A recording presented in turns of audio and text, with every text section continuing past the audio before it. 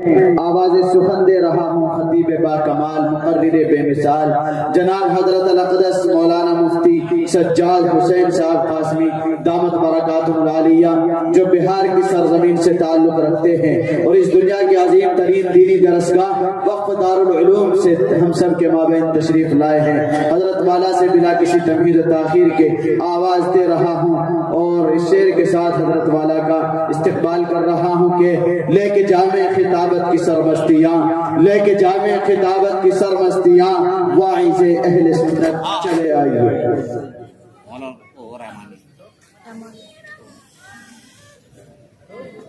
السلام علیکم ورحمۃ اللہ وبرکاتہ۔ الحمد للہ الذی خلق الانسان وأعطاه دين الإسلام الذي يهديه في كل حين وآن، وعلى آله وصحبه محمد صلى الله عليه وسلم، فأعوذ بالله من الشيطان الرجيم، بسم الله الرحمن الرحيم، ظهر الفساد في البر والبحر بما كسبت أيدي الناس. عن أبي هريرة رضي الله تعالى عنه قال النبي صلى الله عليه وسلم: من يأخذ عني هذه الكلمات فيعمل بهن أو يعلم من يعمل بهن. فقلت يا رسول الله، فقال: اتق محارم الله تكن أعبد الناس، وارض بما قسم الله لك تكن أغنى الناس، وأحسن إلى جارك تكن مؤمنا، وأحب لأخيك ما تحب لنفسك تكن مسلما، ولا تكثر الضحك فإن الضحك يميت القلب، أو كما قال عليه الصلاة والسلام۔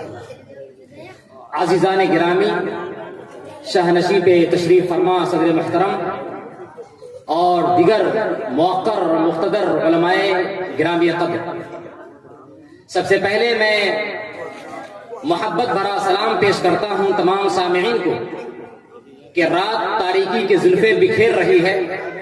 آپ صبح سے تھک کر اپنے کاموں کو اور اپنے مصروفیات کو انجام دینے کے بعد اپنی راحت، اپنے سکون اور اپنے اطمینان کو تج کر آپ نے اس پروگرام کو کامیاب اور اس پروگرام کو کامیابی سے ہمکنار کرنے کے لیے آپ نے اپنے آرام کو قربان کیا ہے۔ یہ در حقیقت آپ کے اخلاص کا بہت بڑا سرمایہ اور آپ کے اخلاص کی بہت بڑی دلیل ہے۔ میں نے ابھی آپ کے سامنے ایک آیت کریمہ پڑھی ہے اور اس کے بعد جناب نبی کریم صلی اللہ علیہ وسلم کی ایک حدیث پیش فرمائی ہے۔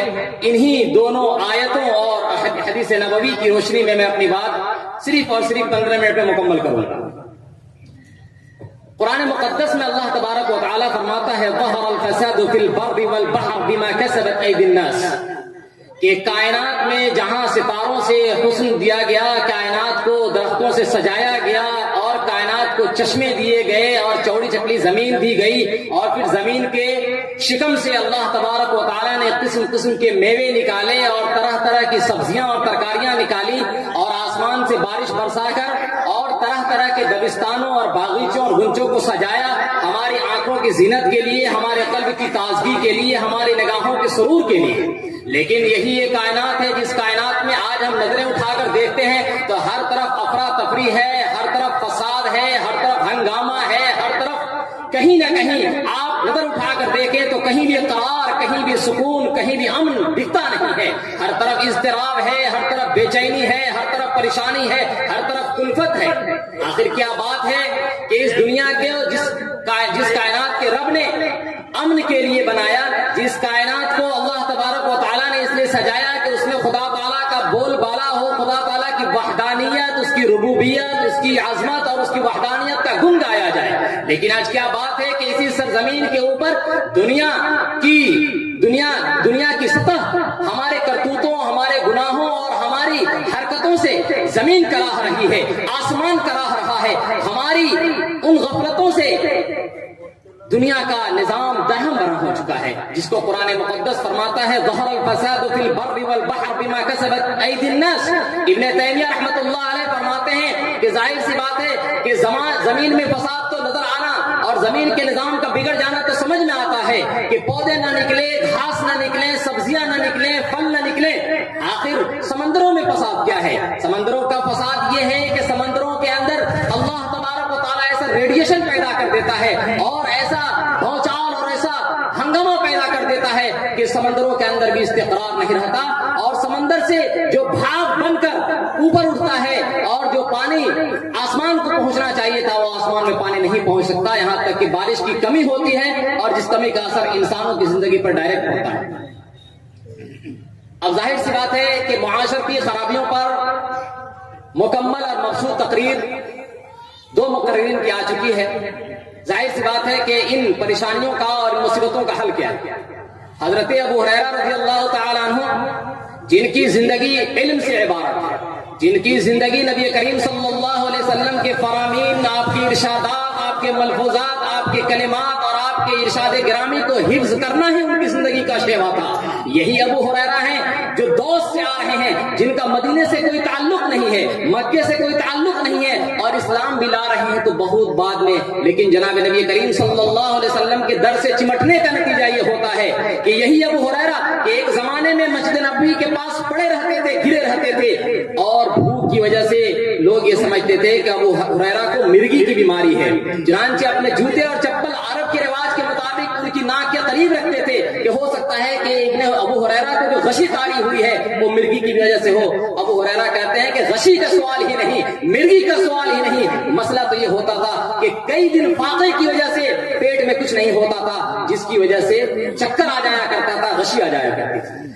یہی ابو ہریرہ ہیں کہ صورتحال یہ ہے کہ مسجد نبوی کے اندر پڑے ہوئے ہیں اور شروع میں ان کا کوئی اکرام اور احترام نہیں ہے، سوائے اس کے کہ سرکار دو عالم صلی اللہ علیہ وسلم کے چہرے انور کو دیکھتے رہیں اور آپ کے جمال، آپ کے کمال، آپ کے فضل، آپ کے عطا اور آپ کی بخشش سے مستفید ہوتے رہیں۔ لیکن ایک دور آتا ہے جناب نبی کریم صلی اللہ علیہ وسلم کی وفات کے بعد کہ وفود در وفود پھر دنیا سے آ رہے ہیں سرکار دو عالم صلی اللہ علیہ وسلم کی احادیث کو حاصل کرنے کے لیے۔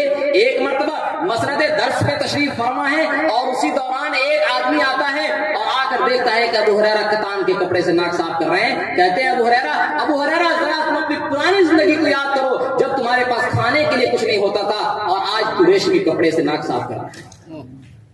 یہ جو بینر پہ اعلان لگا ہوا ہے تعلیمی، اصلاحی، علمی اور دینی، ابو ہریرہ کی زندگی کو اگر مسلمان صحیح سے تھام لے تو اس میں علم کا شوق بھی پیدا ہوگا، علم کی طلب بھی پیدا ہوگی، علم کی جستجو بھی پیدا ہوگی اور علم اور اہل علم سے محبت کا سلیقہ بھی اس کو آئے گا۔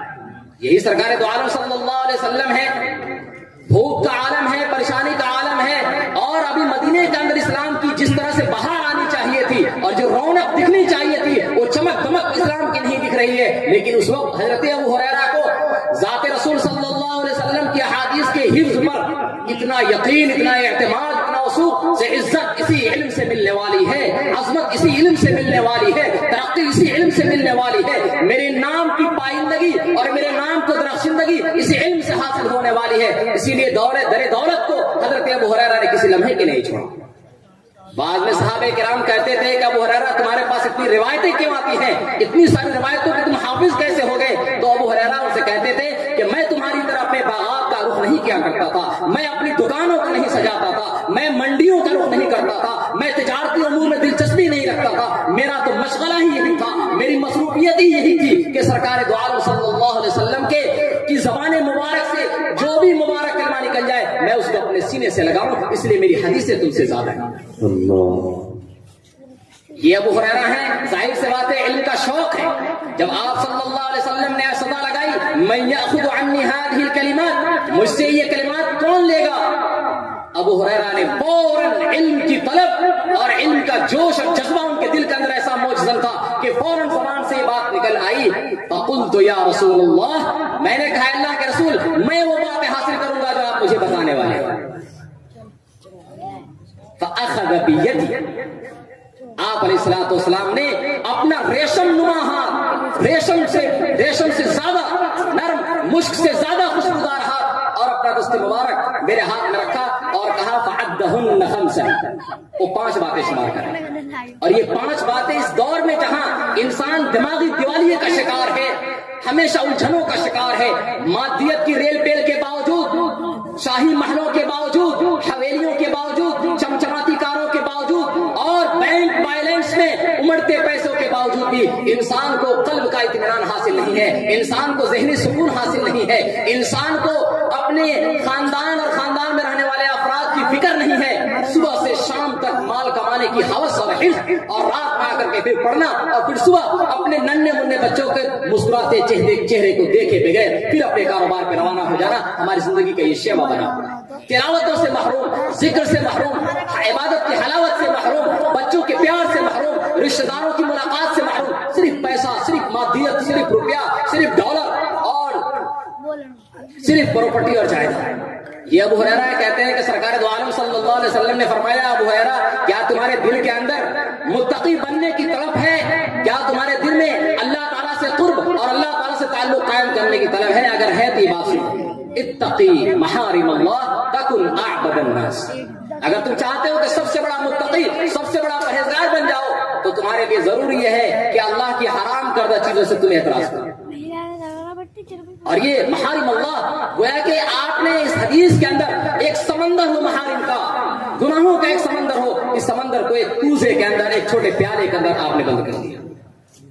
چاہے وہ محارم عقائد کے تعلق سے ہو، چاہے عبادات کے تعلق سے ہو، چاہے معاشرت کے تعلق سے ہو، چاہے وہ تہذیبی ہو یا معاشرتی ہو یا سماجی ہو، جس لیول کی، جس سطح کی حرام کردہ چیزیں اللہ تعالیٰ کی ہیں، ان تمام سے رکو گے تکن اعبد الناس، تم اللہ کے سب سے بڑے متقی اور سب سے بڑے پرہیزگار بن جاؤ. اتقی محارم اللہ تکن اعبد الناس. عابد بننے کے لیے، زاہد اور متقی بننے کے لیے بڑی ریاضتیں کرنی پڑتی ہیں، بڑی محنتیں کرنی پڑتی ہیں، خانقاہوں کا چکر کاٹنا پڑتا ہے، بزرگوں کے پاس رہ کر کے اپنے نفس کی اصلاح کرنی پڑتی ہے. لیکن سرکار دو عالم صلی اللہ علیہ وسلم اس کو ایک جملے کے اندر سمیٹ رہے ہیں، اتقی محارم اللہ تکن اعبد الناس. پھر کہا کہ ابو ہریرہ تم چاہتے ہو کہ مال و دولت کے باوجود تمہارا سکون اور اطمینان نہ چھینے، تم چاہتے ہو کہ تم کو تمہارا قلب، تمہارا دل، تمہارا دماغ، تمہاری روح، تمہاری جان، تمہارا جسم صحیح سالم رہے، تو ایک اچھا اصول بتائیں. آج بڑے بڑے پنڈتوں کے پاس، بڑے بڑے گرو دھرم کے پاس اور بڑے بڑے نیشنل لیڈر کے پاس لوگ اس لیے جاتے ہیں، میں بہت پریشان ہوں، نفسیاتی دباؤ کا شکار ہوں اور میرا ذہن کام نہیں کر رہا ہے، مادیت کی ریل پیل ہے، لیکن میرا قلب اور میرا جگر مطمئن نہیں ہے. اطمینان کی ایک عجیب و غریب دوا جناب نبی کریم صلی اللہ علیہ وسلم نے تجویز فرمائی. وَرْضَ بِمَا قَسَمَ اللَّهُ لَكَ تَكُنْ أَغْنَى النَّاسِ. ابو ہریرہ تم چاہتے ہو کہ تم بڑے مالدار بنو، تو میں تمہیں نصیحت کرتا ہوں کہ جو خدا تعالیٰ نے تم کو صلاحیت دی ہے، جو مال دیا ہے، جو دولت دی ہے، جو ہنر دیا ہے اور جو تم کو قابلیتیں دی ہیں، ان قابلیتوں پر تم راضی ہو. لوگوں کو دیکھ کر کے اس کے پاس اتنا مال ہے ترسنا، لوگوں کی جائیداد دیکھ کر کے ترسنا، لوگوں کی چمچماتی کاروں پر نظر ڈال کے حسرت بری نگاہ اس پہ ڈالنا، اس کا مزاج مت بنا. وَرْضَ بِمَا قَسَمَ اللَّهُ لَكَ تَكُنْ أَغْنَى النَّاسِ. مالداری چاہتے ہو تو اگر تم مالدار بننا چاہتے ہو تو خدا کی جو دی ہوئی نعمتیں ہیں ان پر اللہ کا شکر ادا کرو. اور یاد رکھیے، دنیا میں چاہے امبانی ہو، چاہے اڈانی ہو، ایسے بڑے بڑے مالدار ہوں، کوئی بھی مالدار ہو ہی نہیں سکتا، کیونکہ مالداری کا معاملہ یہ ایک دوسرے کے لحاظ اور ایک دوسرے کے اعتبار سے. اس کی مثال یوں سمجھیے کہ کہا جائے کہ دنیا میں سب سے چھوٹی مخلوق کیا ہے، تو کوئی کہتا ہے چیونٹی، لیکن چیونٹی کا تقابل اگر فضاؤں میں بکھرے ہوئے جراثیم اور ذرات سے کیے جائیں تو چیونٹی اس سے کہیں بہت بڑی ہے. لیکن اسی چیونٹی کا تقابل اگر ہاتھی سے کیا جائے تو ہاتھی بہت بڑا دکھ رہا ہے اور چیونٹی بہت چھوٹی دکھ رہی ہے. یہی حال مالداری کا ہے. ایک آدمی کے پاس پلیٹ ہے، اس کو دیکھ کر کے آپ متاثر ہو جائیں، مرعوب ہو جائیں اور اس کی مالداری کا گن گانے لگیں، تو میں سمجھتا ہوں کہ آپ کو اس حدیث پر یا تو یقین نہیں ہے یا یقین ہے پھر غفلت ہے. اس لیے کہ ابو ہریرہ رضی اللہ تعالیٰ عنہ کو جو نصیحت کی، وہ نصیحت صرف ابو ہریرہ کو نہیں ہے بلکہ پوری امت مسلمہ کے ہر فرد کو. وارض بما قسم اللہ لک تکن اغنى الناس. مالداری چاہتے ہو حیرا تو مالداری تمہیں کبھی نہیں آ سکتی، اور انسان کی مالداری کی تکمیل تو ہوگی قبر میں ہی جا کر. قبر کی جو مٹی ہے وہی انسان کی حرص و طمع کو، وہی اس کے پیٹ کو، وہی اس کے مزاج کو، اور وہی اس کی حریصانہ طبیعت کو بھر سکے. اور تیسری بات جو نہایت اہم ابو ہریرہ کو نصیحت کی، یہ کہا احسن الی جارک تکن مؤمنا. اپنے پڑوسی کے ساتھ حسن سلوک کرو، تم مومن بن جاؤ. پڑوسی کے ساتھ حسن سلوک کرنے پر ایمان کی شہادت جناب نبی کریم صلی اللہ علیہ وسلم نے نمازوں کے اوپر یہ فضیلت نہیں بتائی، روزے کے اوپر نہیں، زکات کے اوپر نہیں، صدقے کے اوپر نہیں، دیگر اعمال خیر کے اوپر نہیں. احسن الی جارک تکن مؤمنا، مومن بن جاؤ. کیونکہ پڑوسیوں کے ساتھ ہمارے تعلقات ٹھیک ہیں. اپنے بیٹے کو ہم نے مازا، ٹافی اور ڈیری ملک دیگر چیزیں دیتے ہیں، اور یہ کہتے ہیں کہ پڑوسی کے گھر کھا کر کے اور اس کا ڈبہ وہاں چھوڑ کر چلے جاتے ہیں. پڑوسی کا بچہ نکلتا ہے ترستی ہوئی جگہ ڈالتا ہے، اور اگر کم عمر ہوتا ہے تو اسی خالی ڈبے کو اٹھا کر کے چوستا ہے، اور حسرت بھری نگاہ سے دیکھتے ہی رہ جاتا ہے کہ ایک آدمی کھا رہا ہے، میں ایسے دیکھوں. یہ جو آپ دل شکنی کر رہے ہیں، اور جو اس کے دل کے اندر کھانے کی اشتہا ہے اس کو آپ بھڑکا رہے ہیں، اور پھر اس کی آرزو کی تکمیل بھی نہیں کر رہے ہیں، تو در حقیقت آپ اس کے ضمیر کو مجروح کر رہے ہیں. اور چوتھی چیز جناب نبی کریم صلی اللہ علیہ وسلم نے بڑی تاکید کے ساتھ نصیحت کرتے ہوئے کہا احب لاخیک ما تحب لنفسک تکن مسلما. اگر تم پکا اور کامل مومن بننا چاہتے ہو تو جو اپنے لیے پسند کرو وہی اپنے بھائی کے لیے. یہی تو اختلاف ہے، یہی تو اختلاف کی بنیاد ہے. ہم اگر مالدار بننا چاہتے ہیں تو صرف میں مالدار بنوں، ترقی اگر مجھے چاہیے تو صرف میں ترقی کروں، ناموری صرف میرے نام لکھی جائے، شہرت صرف میرے نام کا مقدر بن کے رہے، کاریں میرے پاس ہوں، پراپرٹی میرے پاس ہو، جائیداد میرے پاس ہو، میرے پڑوسی کے پاس کچھ نہیں. گویا کہ حسد کی ساری بنیادیں کاٹیں، غیبت کی ساری بنیادیں کاٹیں، محبت کا، امن کا، الفت کا، شفقت کا، ہمدردی کا، بھائی چارہ کا ایک عالمی یونیورسل پیغام ہے. احب لاخیک ما تحب لنفسک تکن مسلم. اور آخر میں کہا کہ اس زندگانی پر اتراؤ نہیں، مال و دولت پر غرور اور ناز مت کرو. لا تکثر الضحک، زیادہ ہنسو مت، فإن کثرة الضحک تمیت القلب. زیادہ ہنسنا دل کو مردہ کرتا ہے، اور جب دل مردہ ہو جائے تو پھر انسان حلال و حرام کی تمیز نہیں کرتا، پھر انسان کو خبیث اور طیب میں امتیاز باقی نہیں رہتا، پھر انسان پاکیزگی اور عدم پاکیزگی کا خیال نہیں کرتا، پھر انسان ہی نہیں رہتا ہے. جب دل ہی سیاہ ہو جائے، دل ہی کالا ہو جائے تو گویا کہ وہ انسان ہی نہیں بلکہ حیوان ہے. اور دوسری روایت جو حضرت ابو ذر کی ہے، اور ابو ذر کی سیرت اس دور میں جو فتنے کا دور ہے یہ نہایت اہم ہے. حضرت ابو ذر نے فرمایا اوصانی خلیلی صلی اللہ علیہ وسلم بخصال من الخیر. میرے خلیل، میرے محبوب صلی اللہ علیہ وسلم نے مجھے چند بھلی باتوں کی نصیحت کی. پہلی بات یہ کہی لا تنظر الی من فوقک، اس کو ہرگز مت دیکھو جو تم سے اونچا، کمال کے اعتبار سے، درجے کے اعتبار سے، مالداری کے اعتبار سے، خوبیوں کے اعتبار سے دیکھ کر کے اپنے دل کو مضطرب اور بے چین اور پریشان نہ کرو. انظر الی من هو دونک، اس کو دیکھو جو تم سے نیچے، صحت کے اعتبار سے، مقام و مرتبے کے اعتبار سے، معاشرتی سماجی اعتبار سے اس کو دیکھ کر کے شکر کا جذبہ اپنے اندر پیدا کرو. اگر تم اپنے نچلوں کو دیکھو گے تو تمہارے اندر شکر کا جذبہ پیدا ہوگا. ایک آدمی کے دو پاؤں دو ہاتھ نہیں ہے، کہیں چل سکتا. ایک آدمی کی دو آنکھیں نہیں ہیں، وہ دیکھ نہیں سکتا. ایک آدمی برسوں سے بستر پہ مریض پڑا ہوا ہے، کم سے کم تمہیں چلنے کی تو طاقت ہے، تمہیں کھانے کی تو طاقت ہے، تمہیں اپنے رشتہ داروں سے ملنے کی تو طاقت اللہ تعالیٰ نے دی ہے. ان کو دیکھ کر کے شکر ادا کرو. اور اس کے بعد فرمایا اوصانی خلیلی صلی اللہ علیہ وسلم ان اصل الرحم، مجھے کہا ہے کہ تم رشتوں کو جوڑو. رشتوں کے توڑنے کی بنیاد پر ہی نفسیاتی کشمکش کے ہم شکار ہیں. آج جو نفسیاتی بیماریاں ہیں، اسٹریس ہے اور جو ٹینشن، اس ڈاکٹر کے پاس، اس ڈاکٹر کے پاس، اس حکیم کے پاس، ٹینشن اسی بنیاد پر ہے. اپنے مسائل کو تو ہم نے چھوڑ دیا اور دوسروں کے مسائل کو اپنے سر اڑ دیا. وہ کیوں ترقی کر رہا ہے، وہ کیوں آگے بڑھ رہا ہے، اور یہ کیوں معاشرے اور سماج کے اندر ترقی حاصل کر رہا ہے. انہی سب چیزیں الجھ کر کے ہم دعا کرو اس کے لیے، اس پر تم اللہ کا شکر ادا کرو، اور اپنے لیے بھی مانگو، اس کے لیے بھی مانگو. دل ہمارا اتنا بڑا ہونا چاہیے، اس لیے کہ ہم عالمی نبی کے وارث ہیں اور عالمی نبی کی امت ہیں. تو جو نبی کی فکر تھی، نبی کا مزاج تھا، اسوا تھا، وہی اسوا ہمارا بھی ہونا چاہیے. اگر نہیں ہے تو ہم نبی کریم صلی اللہ علیہ وسلم کے سچے وارث اور سچے امتی نہیں ہیں. اس کے بعد فرمایا اوصانی بحب المساکین والدنو منہم، مجھے یہ وصیت کی کہ میں فقیروں سے محبت کروں اور ان سے قرب اختیار کروں. ارے اللہ تعالیٰ نے اگر دوسروں کو غریب نہ بنایا ہوتا تو آپ کی مالداری کہاں ہوتا؟ ایک کو اللہ تعالیٰ نے کالا نہ بنایا ہوتا تو آپ کی خوبصورتی کی قدر کیا ہوتا؟ آپ اس کا شکریہ ادا کیجیے کہ وہ کالا ہے تو آپ کو لوگ آپ کو سلام کر رہے ہیں، آپ کو دیکھ رہے ہیں، آپ کی تعریف کر رہے ہیں. ایک آدمی نادان اور جاہل نہ ہوتا تو ایک عالم کی کیا قدر ہوتی. اس لیے کسی آدمی کو حقیر سمجھنا، کسی کو چھوٹا سمجھنا، کسی کے ضمیر اور اس کے جذبات کو مجروح کرنا، یہ اسلام کا مزاج نہیں ہے، ہمارے نبی کی سیرت اور سنت نہیں. اور اس کے بعد حضرت ابو ذر رضی اللہ تعالیٰ عنہ کو جناب نبی کریم صلی اللہ علیہ وسلم نے یہ وصیت کی اکثر من قولی لا حول ولا قوة الا باللہ فإنها کنز من کنوز الجنہ. اے ابو ذر، لا حول ولا قوة الا باللہ، اس کا ورد تم کبھی نہ بھولنا، چونکہ جنت کے خزانوں میں سے ایک عظیم خزانہ ہے.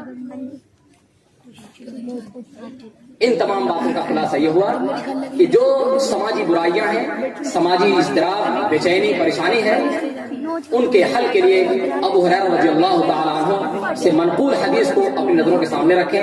محرمات، حرام کردہ چیزوں سے ہم بچیں اور اللہ تعالیٰ کی دی ہوئی نعمت اور اللہ کے طے کردہ تقدیر پر ہم راضی ہوں، اور اپنے بھائیوں کے لیے ہم وہی پسند کریں جو اپنے لیے پسند کرتے ہیں. پڑوسیوں کے ساتھ حسن سلوک ہو، اور دنیاوی رنگینیوں سے اور دنیاوی چمک دمک سے ہم اپنے مقصد، اپنے ہدف یعنی آخرت سے بالکل غفلت نہ برتیں. اور حضرت ابو ذر کی جو نصیحت ہے وہ نصیحت بھی ہمارے نظروں کے سامنے رہے. انشاءاللہ یہ دنیا کی زندگی بھی سورے گی اور آخرت میں بھی انشاءاللہ ہم اعلیٰ مقام حاصل کریں گے. وآخر دعوانا الحمدللہ رب العالمین. آنکھوں میں بس کے دل میں سما کر چلے گئے، آنکھوں میں بس کے دل میں سما کر چلے گئے، خوابیدہ زندگی تھی جگا کر چلے گئے. یہ تھے جناب مولانا و مفتی سجاد صاحب قاسمی دامت برکاتہم العالیہ. اب حضرات